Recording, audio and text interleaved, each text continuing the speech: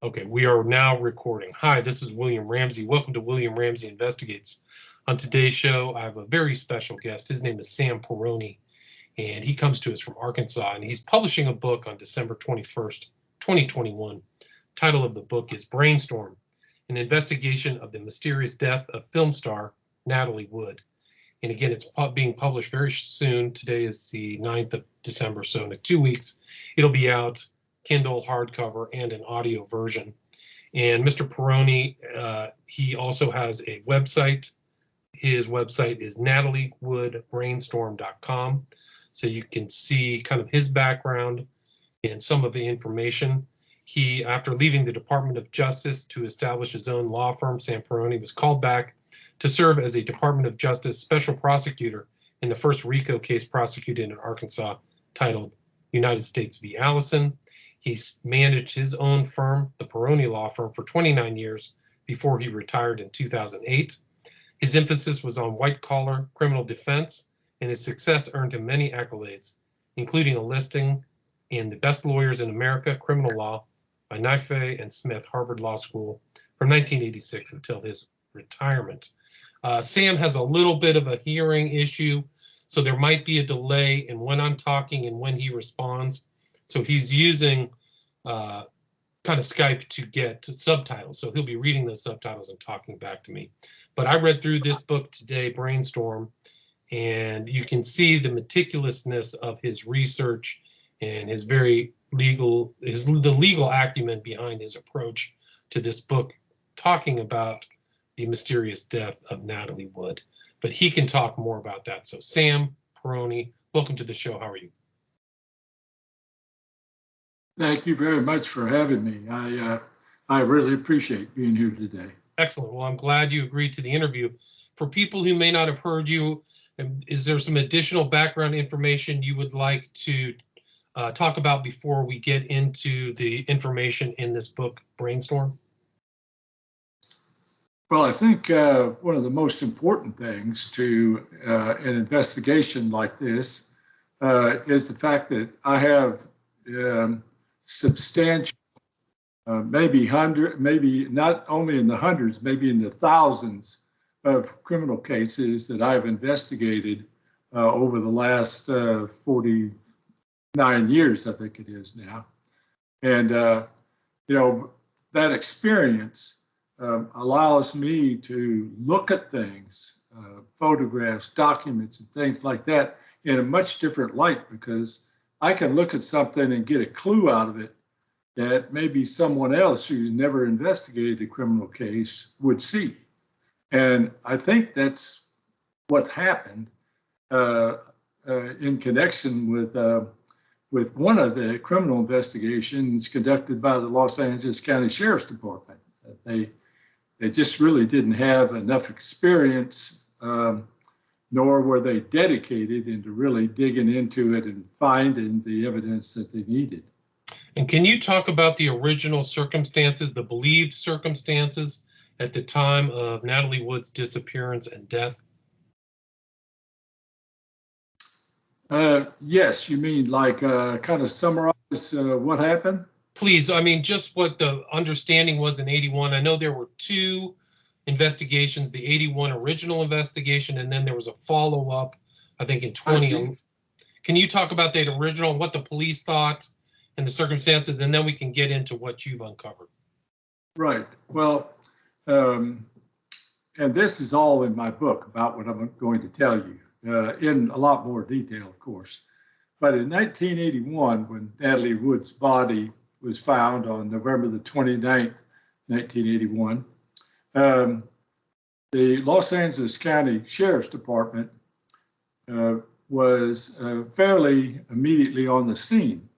There was a deputy sheriff that was assigned to Avalon, and he traveled down to the isthmus, that narrow part of Catalina Island, if people understand Catalina Island, where the yacht was moored for the evening, Saturday evening. He traveled down there and he conducted really a very good investigation for a deputy sheriff at that point in time.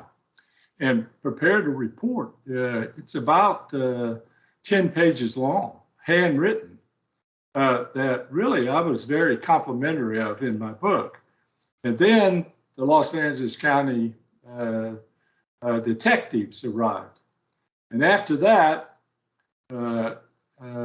the so-called investigation turned into basically, we need to shut this down as quickly as we can. And so they declared it an accident. The final report, it's dated December the 11th, but in truth and in fact, they declared this to be an accident within 24 hours of Natalie Wood's death. I have in my book, I explain what I think happened. Right. Well, let's not get to that yet, because there's been a lot of cloudy information around this case. And original people who don't know Catalina, it's almost like two islands are very close to each other, and in between that is a narrow bit of land they call the Isthmus, and that's where she was with Robert Wagner, Christopher Walken, and another guy who was the ship captain. I think Darwin was his name. A fellow by the name of DeVerne, and Dennis DeVerne, and he was the boat captain. And now let's skip forward here to 2011. In 2011, the Los Angeles County Sheriff's Department announced with great fanfare that they were going to reopen the investigation of Natalie Wood. Then that's now dragged on for 10 years. So that's where we are with things as far as and in that official investigation, the last word we heard from them, they concluded by saying that Robert Wagner was a person of interest. Gotcha. So Robert Wagner's a person of interest. In the original case, for your investigation, you had to actually sue I think the Los Angeles County to get records. Is that correct?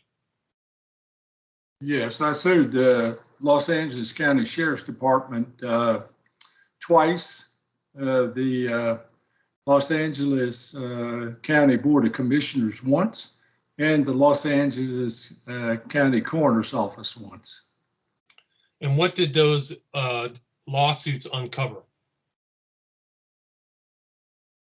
Well, I think I uncovered a treasure trove of clues and information that answered a lot of questions that people have had over the years. And you, sorry to interrupt, but you include a lot of the paperwork and a lot of the autopsy reports and things like that the public has never seen, right? Yes, people have seen what they think is the full autopsy report, but in truth and in fact, they haven't seen the full autopsy report. I got the full autopsy report, which also included handwritten notes of the pathologists as they were performing the autopsy, and some other documents that were reports of various tests that were conducted, including a microscopic analysis of some skin tissue and also toxicology reports that were initially made and then converted into a report that is dated in March, which is also a point in the book. And I kind of think I figured out exactly why it was dated in March. But we have please continue. Please continue. Yeah, we have that, and I also uncovered a report by a consultant that Dr. Noguchi sent out to the site the actual day of the that Natalie was found, to conduct an investigation of the dinghy that was associated with the yacht and also the yacht itself. And he prepared a 3-page report, which is in the book, that no one that was sealed up in an envelope, put in the file, labeled confidential, and wasn't open for 35 years until the judge ordered them to open it up in one of the lawsuits that I filed. That report's in the book, and it's a very telling report. There's a lot of details in it that really help understand, I think, what happened out there that night. And who was Thomas Noguchi, and why is he important? Dr. Thomas Noguchi was the chief pathologist in the official Los Angeles County coroner and medical examiner in 1981. And he was dubbed the coroner of the stars back then because he performed several autopsies of very famous people. And after he performed the autopsy, he'd hold press conferences, and he loved to make sensational statements, which created a lot of controversy and angered some people eventually down the line, including Natalie Wood's death. Right. So he did Marilyn Monroe, Robert F. Kennedy, among many others. So very much well-known kind of figure in Los Angeles right. Criminology. And you, in your investigation, you actually do talk to a lot of experts, criminal experts, forensics experts, and people about water exposure and things like that. Can you talk about the steps you took in your investigation? Because it was very meticulous. Yes. I actually talked to the foremost expert on hypothermia in this country. His name is Robert Pozos, Dr. Robert Pozos. And Dr. Pozos reviewed the records and then answered a lot of questions for me about exactly what hypothermia would do to someone who was in the ocean with the temperature of the water that surrounded the yacht, what it would do to someone in various degrees, like, for instance, what it would do to somebody's digestion, what it would do to someone's ability to speak, what it would do to someone's ability to splash their arms or kick their feet, and in particular, how long somebody could live in water as cold as it was before they perished. Of course, Natalie didn't die of hypothermia, but I have no doubt that by the time she passed away, she was suffering from the effects of hypothermia, which would have effect on the autopsy and would have effect on other items in the case. And you went to Rhode Island and talked to a forensics person about the possibility of drugs or some substances being involved, correct? Yeah, I talked to the chief of pathology and the Rhode Island state coroner and medical examiner about Natalie Wood's case, and she was very, very helpful to me. She examined the complete autopsy report and the supplemental autopsy report, and she gave me some opinions and some ideas on some very substantial things that had never been pointed out before. And I followed up with those with an expert in pharmacology, and did some other research on my own to identify items in Natalie's system that would show or help confirm the time of death, which in investigation is one of the key components. Right. Very important time of death. And she was also found in kind of a strange manner. Can you tell the story about the skiff and how she was found? Because she was wearing clothes you wouldn't associate with somebody wanting, being in water, right? Yes. All right. There was a 13-foot Zodiac dinghy that was used by the Wagners to transport themselves from the yacht to the various piers, because most of the time they were moored on the outside mooring line, probably to give them more privacy. And so in order to get to the shore where they could go shopping, if they were in Avalon, for instance, or in the Isthmus, where they could go to Doug's Harbor Reef and Saloon, they got in the dinghy and motored to the pier.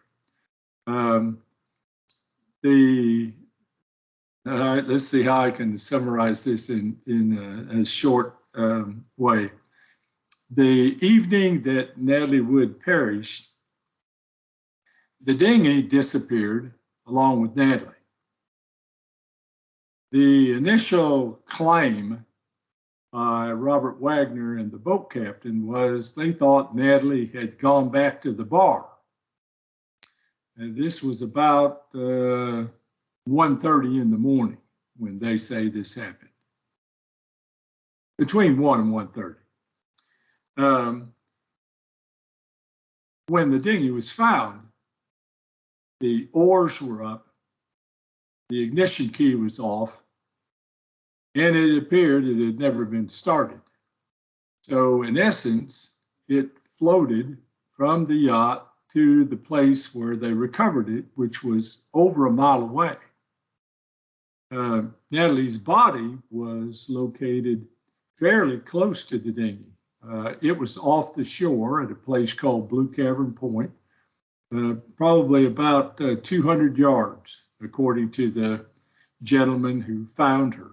His name was Doug Bombard, which, if you look at the yacht over a mile away, and you look at where the dinghy was found, and you look at where the body was found, they were found relatively very close together. That has brought about a lot of speculation as to how Natalie's body got that way. But I show in my book exactly how it happened that both the dinghy and Natalie ended up over there near Blue Cavern Point. But she was wearing socks and like a red down jacket, like a full jacket too, right? Yes, this is all she was wearing. She was wearing a red down jacket, which I believe was unzipped when her body was found, although there is conflicting statements in that regard. She was wearing a pair of socks that had been identified as Argyle type socks, but I'm not sure that's exactly true. But they probably were some type of wool sock. No underwear, and what the coroner's first responder told me was a night shirt, not a nightgown, but a night shirt, which she believed was made out of cotton. Just basically a long t-shirt, for lack of a better way to put it. And she had some jewelry on, not her full complement of jewelry, but some jewelry was still on her body, including a waist chain. And that was it. That was all she was wearing, which, of course, had tremendous significance in relationship to hypothermia. Right. She basically was naked, except for the down jacket.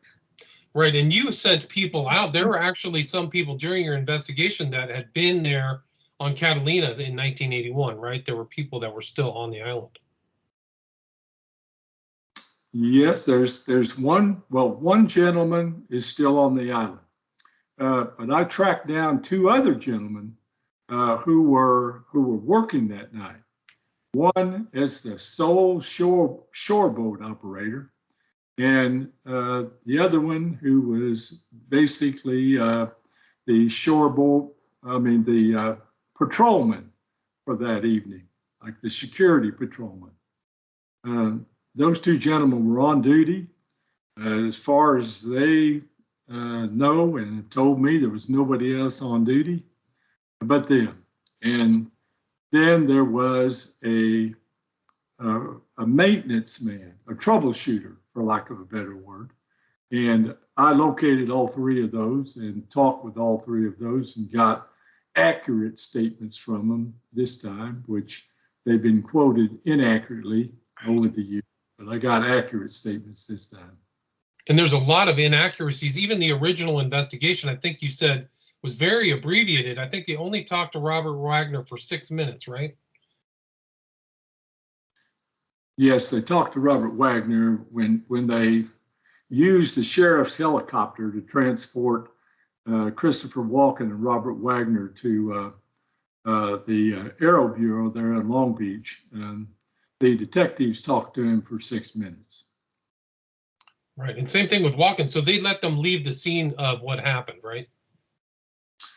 Yes, they let Walken leave too, but I think I actually talked to Walken a little longer than they did Wagner. They said they let Wagner go because he was upset, which I comment on extensively in my book. But I think they probably talked to Walken for maybe 10 or 15 minutes before they let him go. And the relationship between Walken and Natalie Wood and the title of your book all turn together, right? Can you talk about those relationships? Yes, I think most people that understand the circumstances surrounding Natalie's death probably think that the title of my book, Brainstorm, solely relates to her last movie that she was making, where they actually filmed on location in North Carolina for, I think it was about 6 or 7 weeks. And then they concluded in Los Angeles, where they tried to conclude, but Natalie passed away before the movie was finished. But the title of my book also relates to the brainstorm I had to investigate her death in the first place. So it has a double meaning. Right, and she was in the movie with Walken too, so that was kind of the relationship. And there was a lot of interpersonal things going on, and even her relationship with Robert Wagner was curious. Can you tell the audience about that?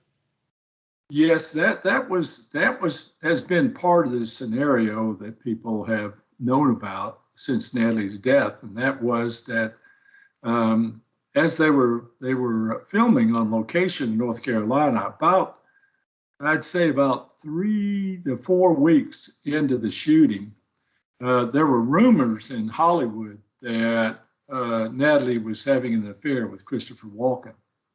And apparently the rumors were so serious in Robert Wagner's mind that he actually made a trip out to North Carolina basically to check up on him. So he was paranoid about their relationship, but Natalie's and Robert Wagner's was weird because they were married. She caught him with a man, got divorced. They got divorced, and then they had a relationship, and then they got back together, right? Yes, that was in their first marriage. That's basically how their first marriage ended, where Natalie caught Robert Wagner with another man. They divorced, and then they remarried in 1972. And but Robert Wagner, there is substantial evidence that Robert Wagner, after the divorce, where she began seeing Warren Beatty, Robert Wagner had a profound jealousy of Natalie's co-stars, if they were male, and that persisted. So he was jealous, but I think you prove in your book he had an earlier relationship with Jill St. John than was commonly understood, right? Well, people are going to have to judge for themselves about it. Okay. But I think I've got substantial information in there, facts that would lead a reasonable person to believe that Robert Wagner had a relationship with Jill St. John. Even before he married Natalie the second time. Okay. And there was also, and you mentioned kind of some of the big three big-time players in Hollywood at that time. One of them was involved around this case, right? So you mentioned Korchak, Wasserman and Ziffern, who was associated or lawyer, associated or friends with Robert Wagner, right? Yes, those three gentlemen, Sidney Korshak, who was without a doubt the mob lawyer in Los Angeles, Lou Wasserman, who was connected with the mobbed up Hollywood agency out of Chicago, and Mr. Ziffern, who was probably one of the most prominent lawyers in all of California. The man was so prominent that he was actually the chairman or president, whatever they titled him, of the Olympics, the Los Angeles Olympics, when they took place. Right, 84, California. Yeah, he was a very, very important and connected lawyer in town. Of course, all three of them were very, very connected, and I think there would be no doubt about it that if you had those three gentlemen in your corner, what could you get done? And the answer would be anything you wanted done.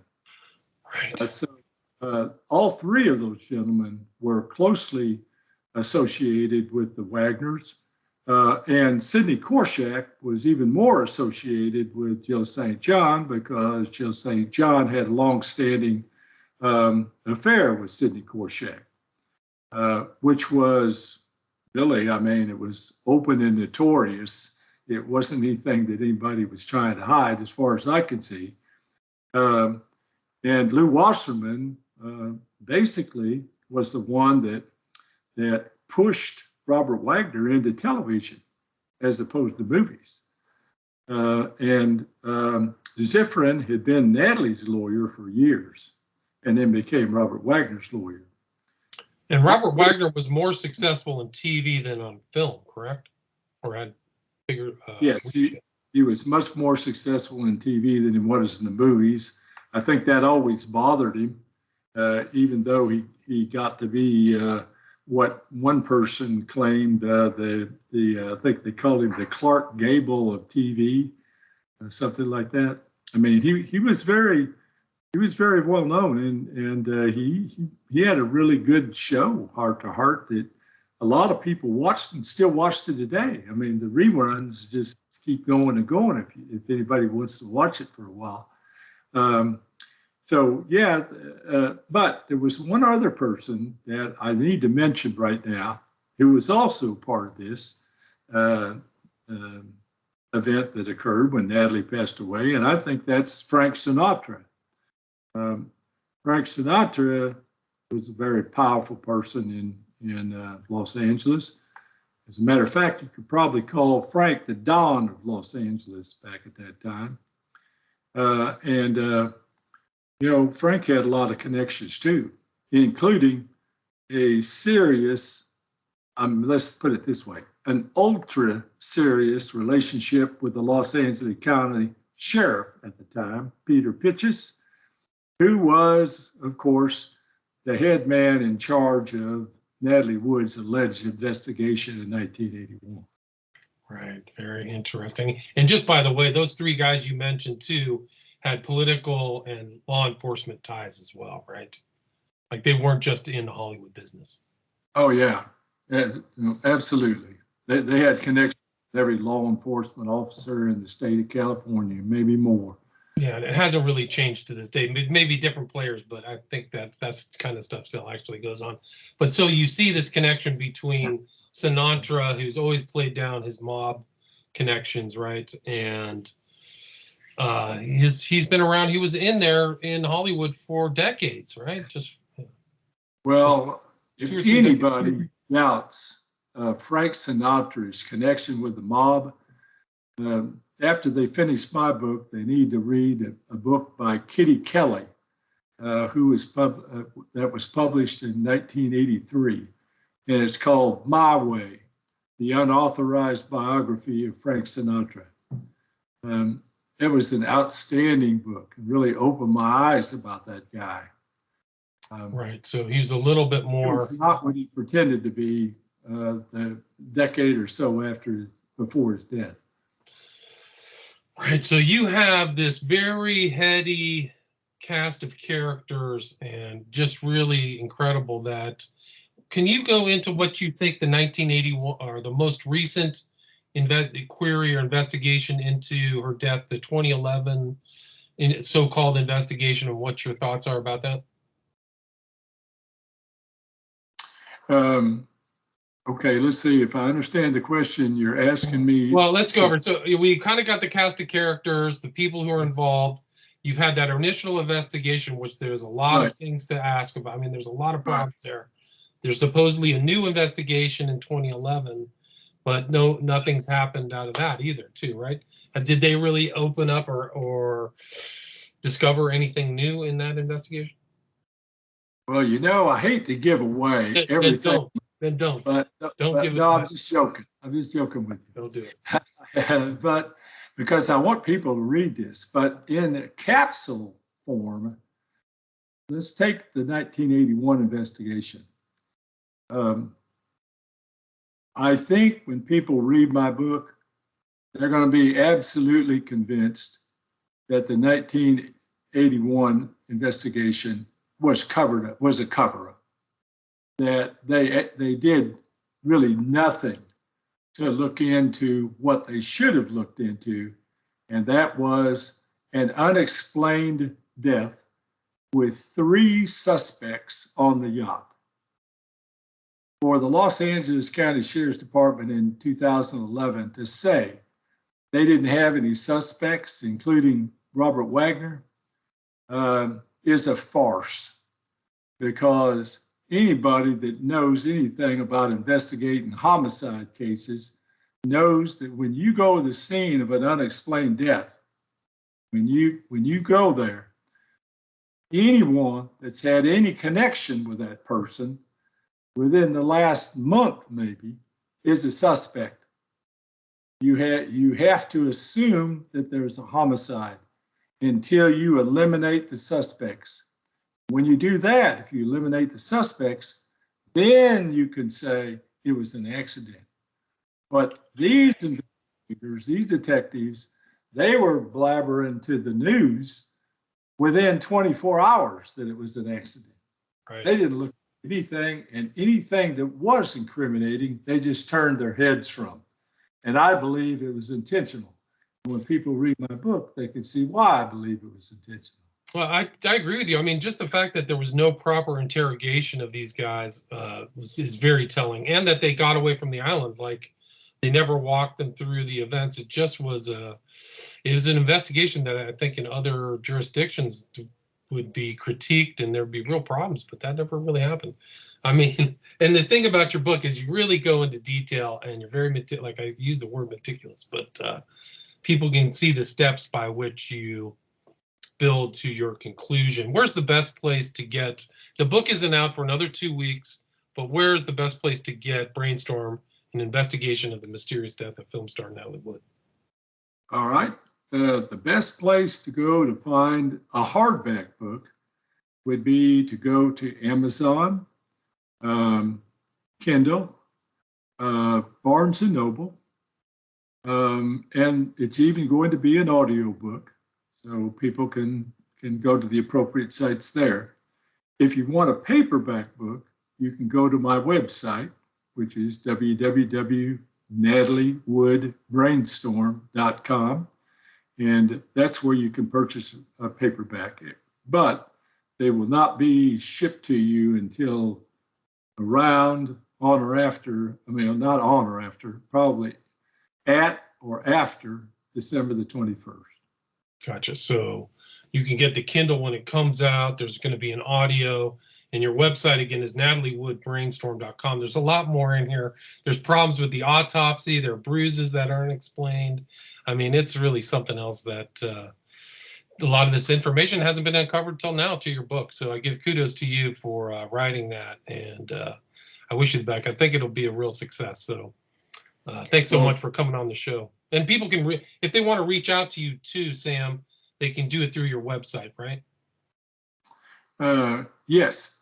On the website, there's an email address. And if they'll email me, I promise that I'll personally get back to them, unless I'm, overrun with emails. But see. I'll personally get back with anybody that emails me. And I want to say one other thing in conclusion. You mentioned meticulous a couple of times. When I was practicing law, that's the only way I knew how to be successful, was to be meticulous. And I approached this book just like I was investigating a murder case. And in order to do that, particularly if it's a circumstantial evidence murder case, that is a murder case where you don't have a confession, but you have a prime suspect, then you have to be meticulous because it's the circumstances you're trying to get. So you try to gather up as much of the circumstances you have in order to prove your case. And the more meticulous you are, the more circumstances you dig up. There you go. And I mean, you can tell your experience in the criminal laws there. You've covered all those bases and things like that. An excellent book, very well done, out in 2 weeks. Again, the title of the book is Brainstorm, an investigation of the mysterious death of film star Natalie Wood. It's by Sam Perroni, last name spelled Perroni. And his website where you can reach out to him is nataliewoodbrainstorm.com, all one word. Sam, thanks so much for your time. And thank you, William. All right, stay there. I think I just put the recording right there.